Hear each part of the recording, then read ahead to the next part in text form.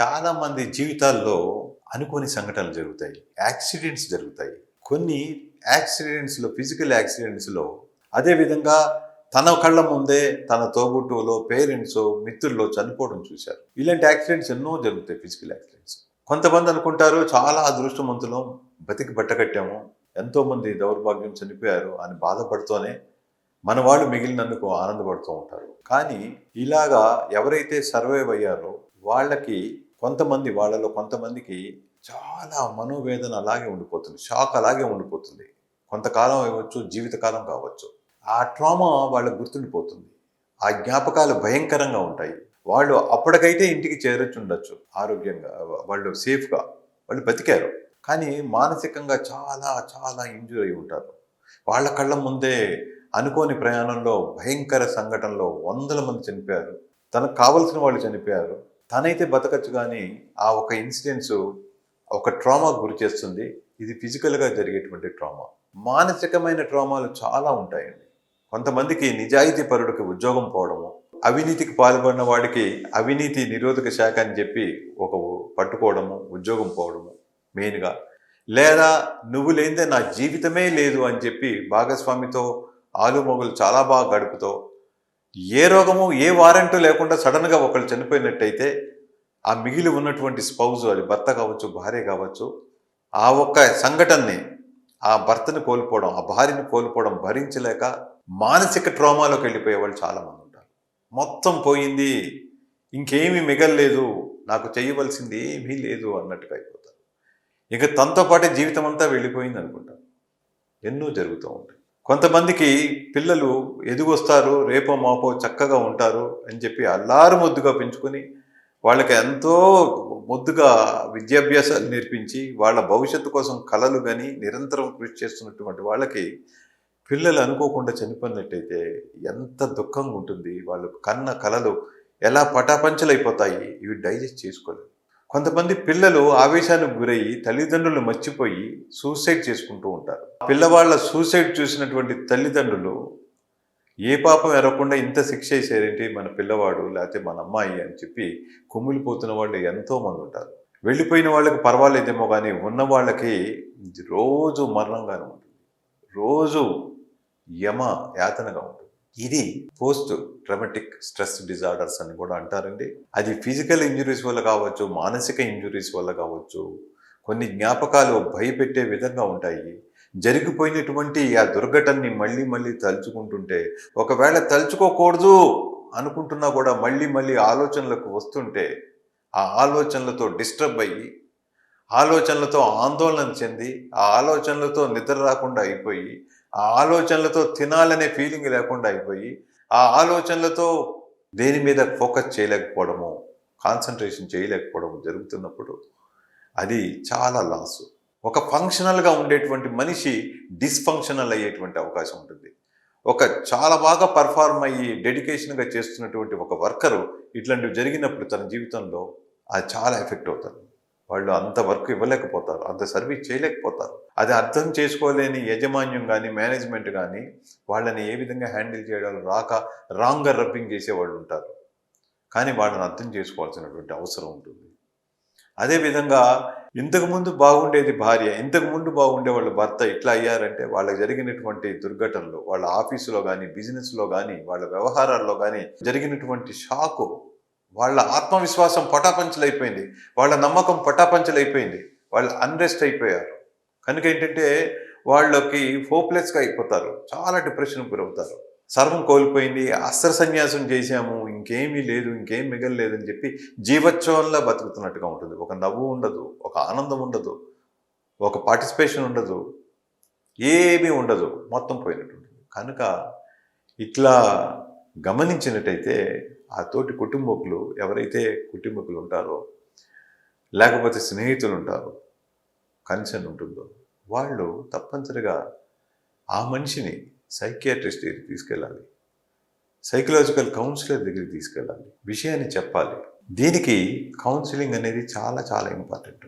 వాళ్ళ యొక్క గతంలో వైభవం ఎటువంటిది, పూర్వ విజయాలు ఎటువంటివి, పాస్ట్ పర్ఫార్మెన్స్ ఎంత గొప్పది, ఎంతమంది మెచ్చుకున్నారు, ఎంతమంది అప్రిషియేట్ చేశారు, ఎంత సాటిస్ఫాక్షన్తో ఉండేవాళ్ళు, ఎంత ఎనర్జీగా ఉండేవారు, ఇవన్నీ వాళ్ళకి మళ్ళీ గుర్తు చేయగలరు, ప్రోత్సహించగలగాలి. వాళ్ళ వల్ల బాగుపడినటువంటి కుటుంబాన్ని, మనుషుల్ని చూపించగలగాలి. చేసినటువంటి కష్టానికి తగ్గ ఫలితాలు ఏంటో అనేది వాళ్ళకి చూపించగలగాలి. వాళ్ళ జీవితము కొంచెం ఓర్చుకున్నట్టయితే, కాస్త మారినట్టయితే ఎలా ఉంటుందో కూడా చెప్పగలగాలి, చూపించగలగాలి. ఆ విధంగా మళ్ళీ వాళ్ళకు ఒక స్కోప్ క్రియేట్ చేయాలి, ఒక ఆపర్చునిటీస్ ఇవ్వాలి, మోటివేషన్ ఇవ్వాలి. ఇలా ఇచ్చినట్టయితే ఏ విధంగా అయితే వాళ్ళ మనసు గాయపడిందో, స్ట్రెస్కి గురైందో, ఒక ఆత్మ శూన్యతకి గురయ్యారో, అదేవిధంగా ఏ విధంగా అయితే ఆ ఒక్క కమిట్మెంట్ అవి పోయినాయో, బ్రేక్ అయిపోయినాయో, అవన్నీ కూడా తిరిగి మళ్ళీ పునర్నిర్మితం అవుతాయి, ముందుకెళ్ళేటువంటి అవకాశం ఉంటుంది. కనుక ఏంటంటే ఏదో ఉన్నారులే, మొన్న యాక్సిడెంట్ వల్ల ఇట్లా అయిపోయాడు, లేకపోతే భార్య వెళ్ళిపోయింది కదా అని ఇలా అయిపోయాడు, లేకపోతే భర్త ఎక్కడో దూరంగా ఉంటున్నాడని ఇట్లా అయిపోయింది, లేకపోతే పరీక్ష ఫెయిల్ అయ్యాడని చెప్పి ఇలా రోడ్ల మీద తిరుగుతున్నాడు, సరిగ్గా లేడు, అట్లా ఏదో అనుకుని చెప్పేసి ఊరుకుంటారు. దీనికి ఏం వైద్యం లేదనుకుంటారు. కానీ వైద్యం ఉందమ్మా. ఈ వైద్యం అనేది ఆ ఒక్క ఓరియంటేషన్ మార్చాలి, వాళ్ళని రిక్రియేట్ చేయాలి, హోప్ని క్రియేట్ చేయాలి, భరోసా ఇవ్వగలగాలి, వామ్త్గా చూడగలగాలి. వీటికి మెడికేషన్ ఉంటుంది, పార్ట్ ఆఫ్ మెడికేషన్ ఉంటుంది, అలాగే కౌన్సిలింగ్ ఉంటుంది. ఇవి రెండు కలిపినట్టయితే వాళ్ళు ఆ పర్టికులర్ ఫేజ్ నుంచి, ఆ ఒక ట్రామా నుంచి, ఆ స్ట్రెస్ నుంచి బయటకు వచ్చేటువంటి అవకాశాలు. అదేవిధంగా ఈ పోస్ట్ ట్రామాటిక్ స్ట్రెస్ డిజార్డర్లో ముఖ్యంగా సెక్సువల్గా అబ్యూజ్ చేసినటువంటి గర్ల్స్ కానీ, చిల్డ్రన్ కానీ, వీళ్ళు చాలామంది ఎక్కువ మంది ఉంటారండి. ఎందుకంటే తెలిసి తెలియని వయసులో ఎవరింటికో వెళ్ళడము, అక్కడ ఉన్నటువంటి మగవాళ్ళు, అది ఈవెన్ వయసులో పెద్ద అయినా కూడా కొంతమంది సీనియర్ పర్సన్స్ కూడా అలా చేసిన వాళ్ళు ఉన్నారు. వాళ్ళని అనుకోని పరిస్థితుల్లో సెక్సువల్గా అబ్యూజ్ చేయడం వల్ల వాళ్ళకి షాక్కి గురయ్యేటువంటి అవకాశం ఉంటుంది, ట్రామాకు గురయ్యేటువంటిది ఉంటుంది. అదేవిధంగా ఏంటంటే చిన్న చిన్న పిల్లలు ట్రామాకు గురవుతారు. ఎందుకంటే చిన్న చిన్న ఇళ్లలో కాపురాలు చేసుకునేటప్పుడు పిల్లలు పడుకున్నారు కదా అని చెప్పి ఈ భార్యాభర్తలు శృంగారంలో కలిసినా కూడా ఆ పిల్లలు సడన్గా ఆ 3 ఏళ్ళు 4 ఏళ్ల పిల్లలు ఆ యొక్క సెక్సువల్ యాక్ట్కి షాక్కు గురయ్యేటువంటి అవకాశాలు చాలా ఉన్నాయి. ట్రామాకు గురయ్యే వాళ్ళు ఉన్నారు. వాళ్ళ సబ్ కాన్షియస్ నుంచి ఉన్నటువంటి ఆ మెమరీస్ ఒకప్పుడు అది మాటల్లో వాళ్ళు చెప్తూ, ఆవేదన పడుతూ, వాళ్ళు భయపడుతున్నటువంటి విధానం, ఇవన్నీ కూడా షాక్. అలాగా ఈ పిల్లల్లో కూడా ఉంటుంది ఆ ట్రామా అనేది. ఆ సెపరేషన్ యాంగ్జైటీ ఉంటుంది, అది ట్రామాకు గురవుతుంది కొంతమందికి. ఎలా అంటే స్కూల్స్లో చేర్పించడము, లేకపోతే కొంచెం రెసిడెన్షియల్ స్కూల్స్లో చేర్పించడము, వాటిలో ఏంటంటే కొంచెం అడ్జస్ట్మెంటల్ ప్రాబ్లంగా స్టార్ట్ అయ్యి ఒకప్పుడు ట్రామాకు గురవుతారు. ఒక అమ్మాయి క్లినిక్ వచ్చింది. ఆ అమ్మాయి ఫారిన్ కంట్రీ, ముఖ్యంగా జర్మనీలో చదువుకుని వస్తుంది. వాళ్ళ తల్లిదండ్రులు చెప్తారు, జర్మనీ వెళ్ళేటప్పుడు ఉన్నటువంటి ఎనర్జీ, చురుకుతనము, ఆనందము అన్నీ కూడా బిగినింగ్లో బాగానే ఉన్నాయండి. ఇప్పుడు 4 ఏళ్ళు కంప్లీట్ అయినాక ఈ మధ్య కాలంలో ఇంకొక 6 నెలల్లో కోర్స్ అయిపోతున్నక చాలా డిఫరెంట్ అయిపోయింది. అసలు అక్కడ ఉండలేని నేను ఒక్కరోజు అన్నట్టుగా అయిపోయింది. ఇంకా తీసుకొచ్చేసాము, ఇది పరిస్థితి. ఏమై ఉంటుంది అంటే ఈ అమ్మాయి కూడా చెప్పలేకపోతోంది. ఏం జరిగిందో తను చెప్పదు. అలా అని చెప్పి ఇంకొక పేపర్ అక్కడ రాయవలసింది ఉంది. కానీ అది రాయడానికి, అక్కడికి వెళ్ళడానికి మళ్ళీ అస్సలు ఏ విధంగా ఒప్పుకోవట్లేదు. ఆ పేరు చెప్తేనే భయపడిపోతోంది. ఇది కూడా పోస్ట్ ట్రామాటిక్ స్ట్రెస్ డిజార్డర్లోకి వస్తాయి ఇట్లాంటివి. దాని రూట్ కాజ్ ఏంటి, వాళ్ళ ఏది చెప్పలేకపోతున్నారు, ఏం జరుగుండొచ్చు అక్కడ అనేది ఉంటుంది. కొన్ని మేము అది 1 to 1 కొన్ని విషయాలు కాన్ఫిడెన్షియల్గా ఉంచాలి కానీ చెప్పలేము. కనుక ఆ రూట్ కాజ్ ఏంటి అనేది తెలుసుకొని దానికి గనక అడ్రస్ చేయగలిగితే వాళ్ళని మళ్ళీ బయటకు తీసుకురాగలుగుతాం స్ట్రెస్ నుంచి. రూట్ కాజ్ తెలియాలి, అది వాళ్ళకి ఎక్స్పోజర్ థెరపీగా ఉండాలి. అంటే రిపీటెడ్గా కాకుండా ఆ ఇన్సిడెంట్ తలుచుకున్నా కూడా వెమ్మటే వాళ్ళు స్విచ్ ఓవర్ అవ్వాలి, పాజిటివ్ థాట్స్కి స్విచ్ ఓవర్ అవ్వాలి. దాన్ని ఎట్లాగా రీప్లేస్ చేయగలుగుతారు పాజిటివ్ థాట్స్లో, ఏదైతే థాట్స్ భయపెడుతున్నాయో, వాళ్ళని రెస్ట్ లేకుండా చేస్తున్నాయో, అన్రెస్ట్ చేస్తున్నాయో, వాళ్ళలో ఒక యాంగ్జైటీ క్రియేట్ అవుతుంది ఆ థాట్స్ వస్తే, ఆ థాట్స్ని రీప్లేస్ చేయాలి. ఆ రీప్లేస్ చేయించగలిగినటువంటి స్కిల్లు అవన్నీ ఉపయోగించినటువంటి కౌన్సిలరు సక్సెస్ఫుల్గా బయటకు తీసుకురాగలుగుతారు. అదేవిధంగా వాళ్ళు తరచుగా రెమిడియల్గా ఏం తీసుకోవాలి, ఏం టిప్స్ తీసుకోవాలి, ఎలాంటి టూల్స్ వాడాలి, ఏ విధంగా టెక్నిక్స్ నేర్చుకోవాలి, అది చేస్తే మాత్రం తప్పనిసరిగా వాళ్ళలో రెసిలియన్సీ డెవలప్ అవుతుంది. రెసిలియన్సీ అనేది మేజర్గా సిల్వర్ లైన్తో చెప్పుకోవాల్సి ఉంటుంది. ఎప్పుడైతే ఆ రెసిలియన్సీ డెవలప్ చేశారో దాని నుంచి ఓవర్కమ్ అవ్వగలుగుతారు, క్వాలిటీ ఆఫ్ లైఫ్ లీడ్ చేయగలుగుతారు.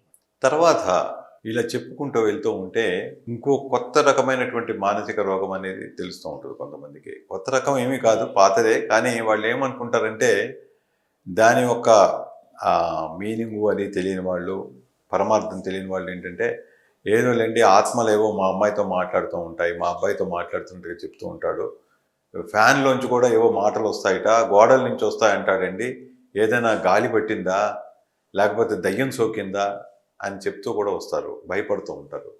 లేకపోతే గోడల నుంచి మాట రావడం ఏంటండి, నిద్రపోడు కిటికీ కేసే చూస్తూ ఉంటాడు, కిటికీలోంచి ఎవరో తొంగి చూస్తున్నారట, తిన్ని బట్టలు మార్చుకుంటుంటే చూస్తున్నారట, లేకపోతే ఏదో బెదిరిస్తున్నారట కిటికీలోంచి. అలానే ఎదురుగుండా వాళ్ళు చెప్తున్నారండి, ఎందుకు మీ అబ్బాయి మమ్మల్ని తిడుతున్నాడు మాకే చూసి అని చెప్పి. ఈ అబ్బాయిని అడిగితే లేదు, వాళ్ళు నన్ను శపిస్తున్నారు, నన్ను చంపేద్దామని చూస్తున్నారు అని చెప్తుంటారు. ఇవన్నీ వీళ్ళు చాలామంది సోషల్ డైమెన్షన్గా చూసి ఆ ఇరుగు పొరుగుతో గొడవ పడ్డము, ఆ మమ్మల్ని ఎందుకు ఇలా ఇబ్బంది పెడుతున్నారని చెప్పి ఆర్గ్యుమెంట్లు చేయడం అని జరుగుతూ ఉంటుంది. ఇంకా చూసి ఏమోలే ఒకసారి డాక్టర్ని కన్సల్ట్ చేద్దామని చెప్పి జనరల్ డాక్టర్ దగ్గరికి వెళ్ళడము, లేకపోతే సైకియాట్రిస్ట్ దగ్గరికి వెళ్ళడమో జరుగుతుంది. అప్పుడు నిర్ధారణ అవుతుందన్నమాట. వాళ్ళకి ఏంటంటే బేసికల్గా ఇలాగా వాళ్ళకి ఒకళ్ళ మీద అనుమానాలు రావడము, ఎవరో తనకి ద్రోహం చేస్తున్నారు అనుకోవడం, తనకి గుండె ఆగిపోయిందనే ఫీలింగ్ రావడం, లేకపోతే తన కిడ్నీ పాడైపోయిందనే ఫీలింగ్ రావడము, ఏదో తన హెల్త్ డ్యామేజ్ అవుతుందనో, లేకపోతే ఎవరో తనకి శాపం పెడుతున్నారనో, లేకపోతే బ్లాక్ మ్యాజిక్ చేస్తున్నారనో, లేకపోతే చంపుదామని చూస్తున్నారో, ఇట్లా అనుమానాలు. అదేవిధంగా లేనిపోయిన మాటలు ఎవరో మాట్లాడటము, ఎవరో చప్పుళ్ళు చేయడము, బెదిరిస్తున్నట్టు అనిపించడం, ఇవన్నీ కూడా పాజిటివ్ సింటమ్స్. ఈ పాజిటివ్ సింటమ్స్ దేనికి ఉంటాయంటే స్కిజోఫ్రెనియాకు ఉంటాయి. ఏ విధంగా?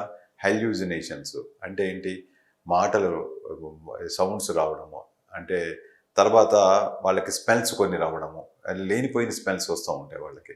ఇవన్నీ కూడా హెల్యూజినేషన్లో వస్తాయి. డెల్యూజన్స్ అంటే ఎవరైనా ఏదైనా అనుకున్నారేమో, ఇట్లాగా ఒక రకమైన పెరోనై అన్నమాట, అనుమానాలు, ఇతరులను అనుమానించడము, తను ఎవరు లైక్ చేయటం లేదనే ఫీలింగు, తను వదిలేశారనే ఫీలింగు, ఇలా అన్నీ కూడా చూస్తే ఇట్లా ఉంటుంది. తర్వాత వాళ్ళకి నెగిటివ్ సింటమ్స్ కూడా కొన్ని ఉంటాయి. వాళ్ళకి ఏంటంటే స్నానం చెయ్యరు, అసలు పరిశుభ్రత ఉండదు అస్సలు.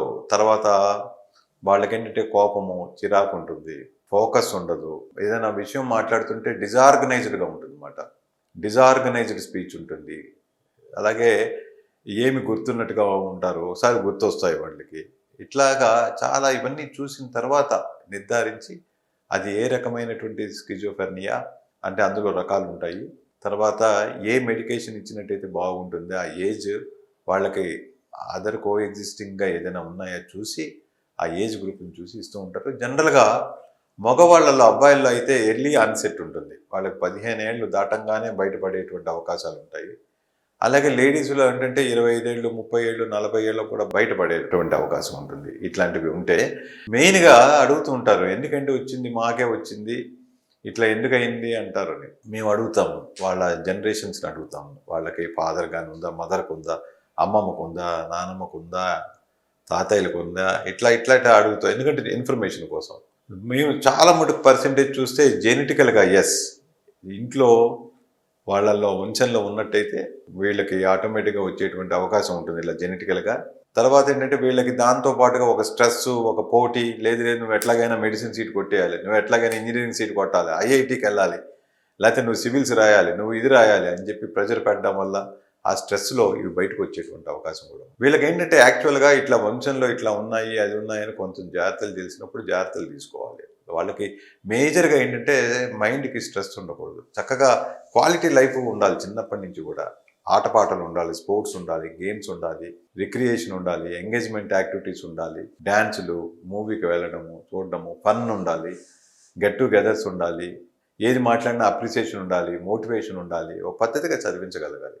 అంతే తెప్పించి ఎక్కడో చేర్పించేసాము, ₹1,00,000 కట్టి, 5 లక్షలు కట్టి ఇంక వాళ్ళే అన్నీ చూసుకుంటారంటే వీళ్ళకి ఎప్పుడో జనరేషన్స్లో ఉన్నది, వంశపార్యపర్యంగా ఉన్నది ఈ స్ట్రెస్కి తోడయ్యి బయటకు వచ్చేటువంటి అవకాశాలు ఉంటాయి. చాలామంది అలాగే రెసిడెన్షియల్ స్కూల్స్ నుంచి పారిపోయి వచ్చాడండి, అక్కడ 3 లక్షలు కట్టాము, ఆ స్కూల్ నచ్చలేదు, ఆ టీచర్లు నచ్చలేదు, కొన్ని ఇంకో చోట అని చెప్పి అక్కడ ఒక 2 లక్షలు కట్టామండి, అక్కడ నచ్చలేదంటాడు అని చెప్తుంటారు. ఇలాంటి వాళ్ళకి ఏంటంటే ఎవ్వరూ నచ్చరు, ఆ టీచర్ బాగోలేదు, లేకపోతే ఆ ప్లేస్ బాగోలేదు, అక్కడ ఫుడ్ బాగోలేదు, అక్కడ ఉండలేకపోతున్నాను అని చెప్తుంటారు. రకరకాలుగా ఎక్కడ స్టెబిలిటీ ఉండదు, ఎక్కడ కూడా ఆనందం ఉండదు, ఒక తీరుగా ఉందామనేటువంటి మనస్తత్వం ఉండదు, దానివల్ల ఏంటంటే వాళ్ళకి అన్ని చోట్ల కూడా కంప్లైంట్గా ఉన్నట్టు ఉంటుంది. అలాగే ఒకసారి చాలా డిప్రెస్ అయిపోతారు.